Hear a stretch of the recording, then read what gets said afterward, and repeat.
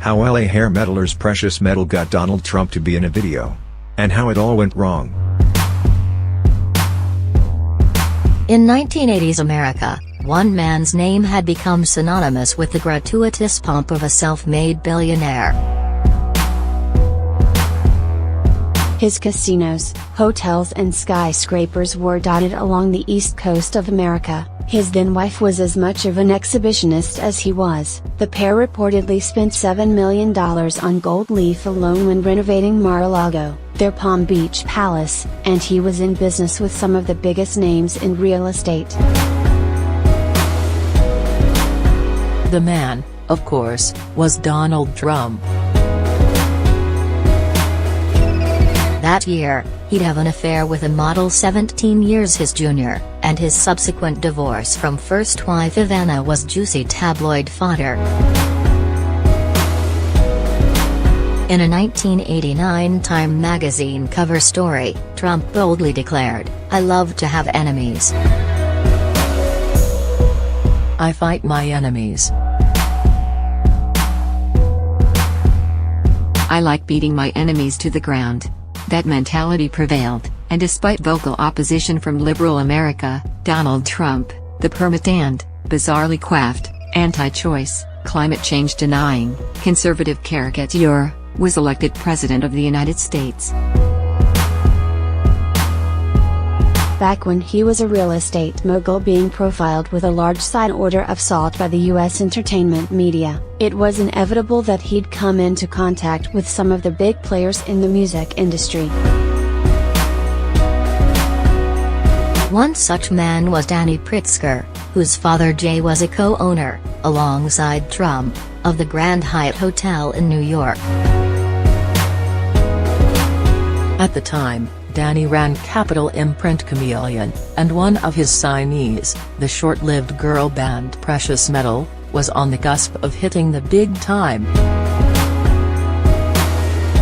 Formed 5 years previously, their deal with Chameleon was their first with a major label, and they were working on their second album, which featured appearances from Hard and Cheap Trick's Tom Peterson.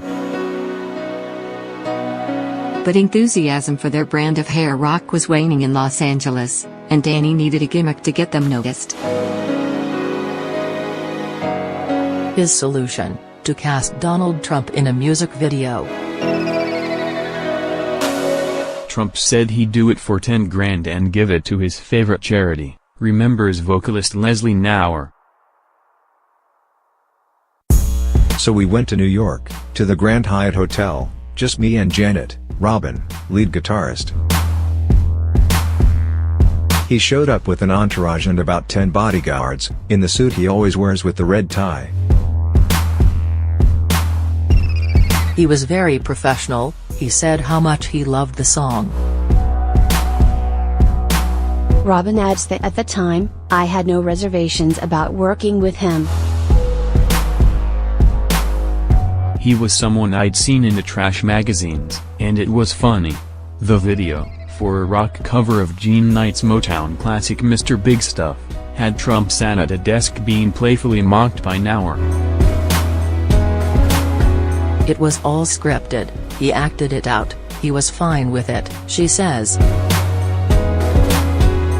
When the video shoot wrapped, Robin saw a glimpse of the Trump we now know. We were doing PR shots at the end and he put his arm around me and said, "You've got a hot body, no cellulite there," she says.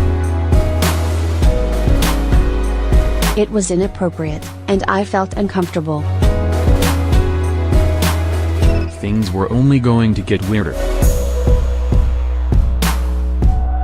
MTV said that if Trump was in our video, they'd put it on high rotation straight away, Nauer remembers. But before the video aired, Trump turned on the band, claiming in the press that he hated the song and that his appearance in the video was more than he signed up for.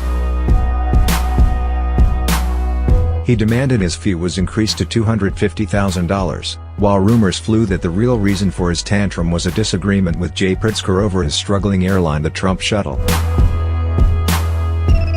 I heard from our old manager that Jay Pritzker told Trump, "If you're in this video, I'll buy the Trump Shuttle," says Nauer. Pritzker didn't buy the shuttle, and it went bust in 1992. Unable to pay the extortionate figure Trump was demanding, the video was reshot with a Trump double. It never made it to MTV, Chameleon crumbled as grunge mania took over, and precious metal were dropped. 3 years later, in what could be seen as an indication that the fallout over the video was simply Trump throwing his toys out of the pram over existing business disagreements, he sued the Pritzkers over their involvement in the Hyatt Hotel. Needless to say, neither Robin nor Nauer voted for Trump, and neither are surprised by his lewd comments from 2005. He's been saying these kind of things, or making women feel uncomfortable, for many years, says Robin. Forget 2005, we're talking about 1989. That's just the kind of person he is.